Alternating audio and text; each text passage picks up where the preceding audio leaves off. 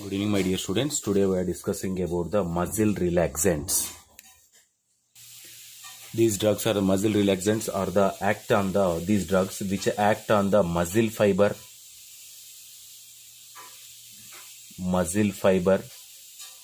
or these drugs act on the muscle fiber or neuromuscular junction or these drugs are acting on the muscle fiber, neuromuscular junction or cerebrospinal axis. cerebrospinal cerebrospinal axis. So these drugs are the act on the muscle fiber or neuromuscular junction or cerebrospinal axis. Why? It is the drugs is used to reduce the muscle tone. These are the reduce the muscle tone,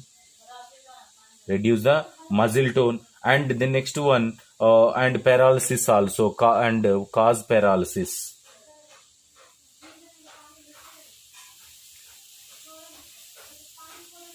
Cause paralysis. And the next one, these drugs act on the central nervous system.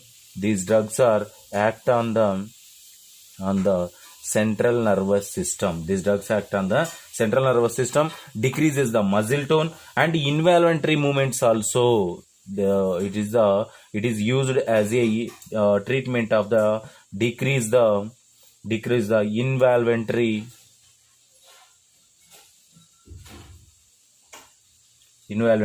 movements. And the next one, these drugs is also known as these drugs are act on the muscle fiber, neuromuscular junction, cerebrospinal fluid and central nervous system. And these drugs are the decrease the muscle tone, cause the paralysis and used in the decrease the involuntary muscle movement. So muscle cramps also occurred in our body. That one is relaxed by this muscle relaxants. So these drugs is known as a muscle relaxant drugs. So these drugs are used in the treatment of the acute pain muscle spasm. These drugs used in the acute pain acute pain muscle spasm also. And the next one, some orthopedic conditions also uses. These drugs are some orthopedic conditions. Here the orthopedic conditions also we are using this muscle relaxants. So the muscle relaxants are classified into several types. These muscle relaxants are classified into several types. What are they? This first one is a neuro blocking drugs. Classification: neuromuscular blocking drugs. Neuromuscular blocking drugs. So neuromuscular drugs are it is classified into again several types. What are they? It is a long acting drugs. What are their long acting drugs? The long acting drugs are the one is the tuberculorin, very important drug. Tuberculorin. And the next one drug is a tuberculorin drug. The next one daxacurum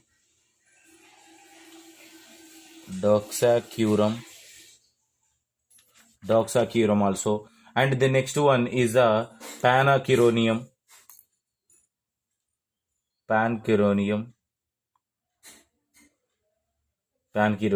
And the next one pipercuronium.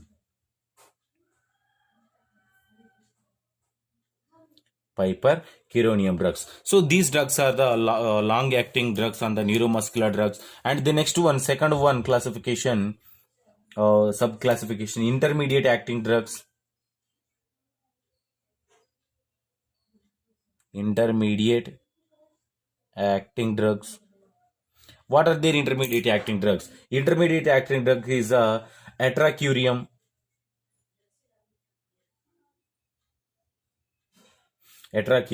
And the next one cistracurium. Cistracurium and rocuronium.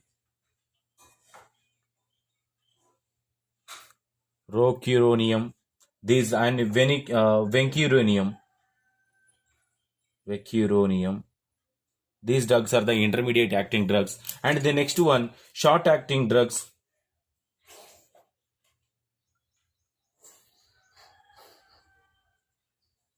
Short acting drugs. What are the short acting drugs? Short acting drug is the mevicurium.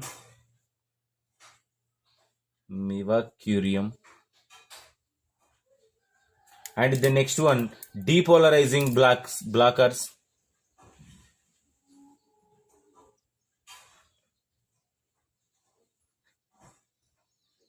Depolarizing blockers. Depolarizing blockers is example succinylcholine.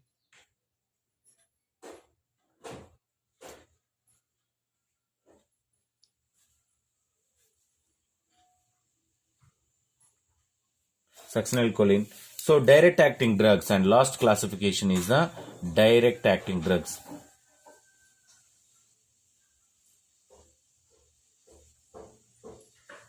Direct acting drugs. Direct acting drugs is a dantrolene sodium.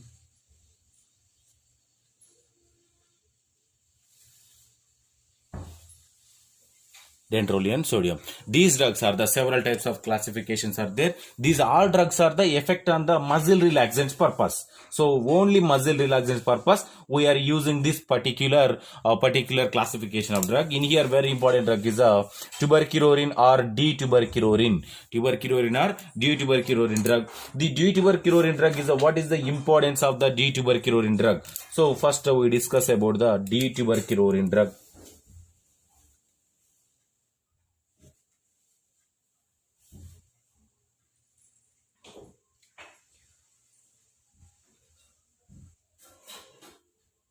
D-tuberculorin drug. The D-tuberculorin drug is it is a white crystalline powder. It is a white crystal powder. It is a white crystal powder. And the next one, the one is a molecular formula. What is the molecular formula? Molecular formula is a C37H42, C37H42, Cl2, N2, O6, and 5H2O. This is the molecular formula of this D-tuberculorin drug. The D-tuberculorin drug, it is used as a muscle relaxant in the surgery purpose. So muscle relaxant, especially in the surgery purpose. Also, this is about the D-tuberculorin drug. The D-tuberculorin drug is what is the route of administration? What is the route of administration? It is mainly administered through only intravenous route only intravenous route. This is about the muscle relaxants, especially D-tuberculorin chemistry and route of administration. And the next one we discuss about this remaining part. So what is the mechanism of action? Mechanism of action. So the tuberculorin inhibit the transmission of nerve impulse. So it one is the decrease or inhibition of nerve impulse, especially transmission of nerve impulse. Transmission of nerve impulse. So without there is no chance for the nerve impulse, and there is no chance for the cholinergic receptors. So by binding with cholinergic receptor sites,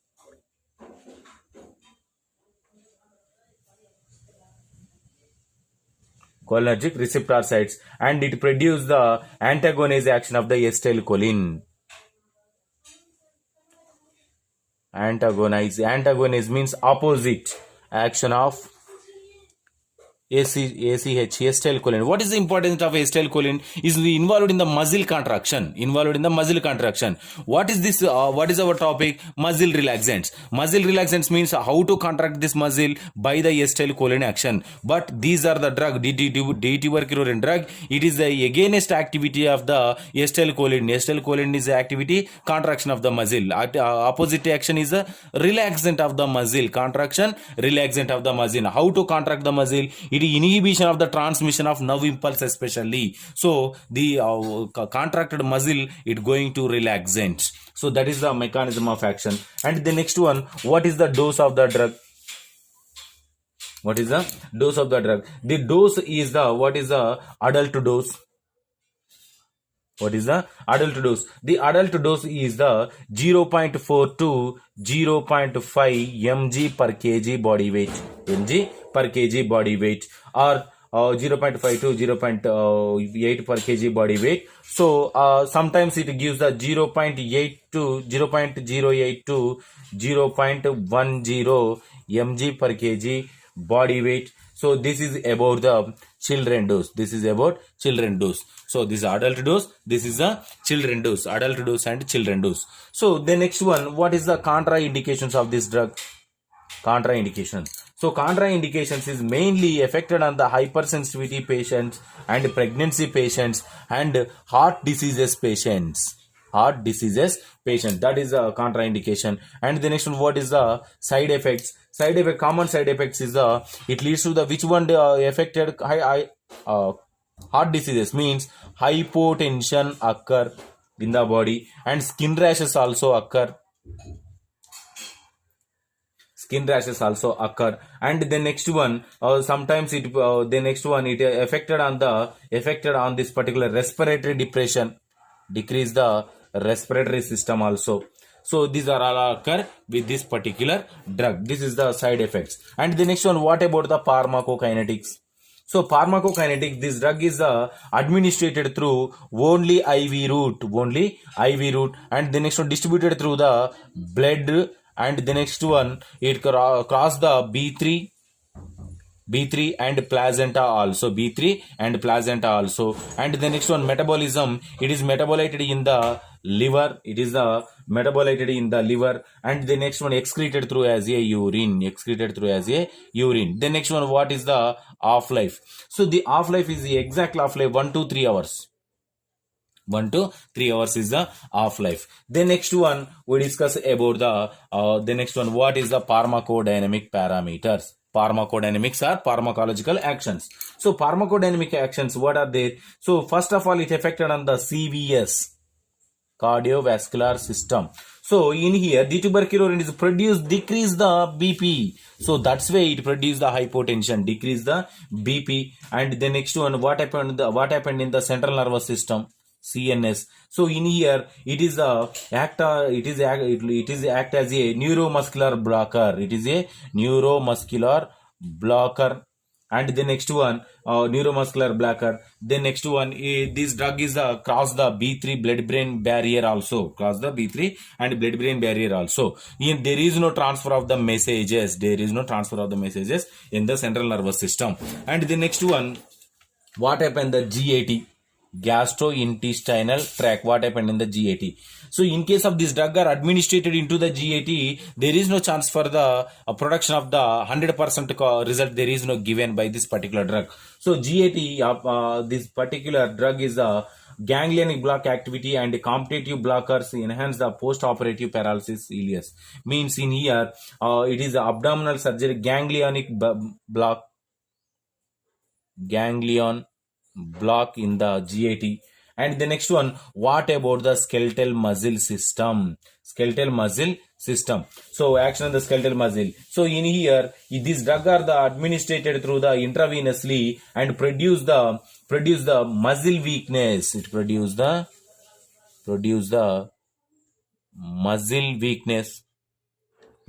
muscle weakness. And the next one, it affected on the spread the paralysis to the hand.